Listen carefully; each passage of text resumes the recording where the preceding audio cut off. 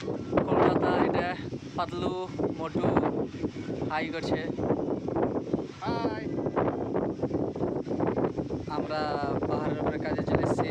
আমাদের কাছে অনেক গাড়ি, এটা জেসিবি, এটা বুলডোজার, মাটি লেভেল করা। এই গাড়িটাতে আমরা এসেছি। আর এদিকে আরও দেখাই, পোলার এখানে দুটো আছে।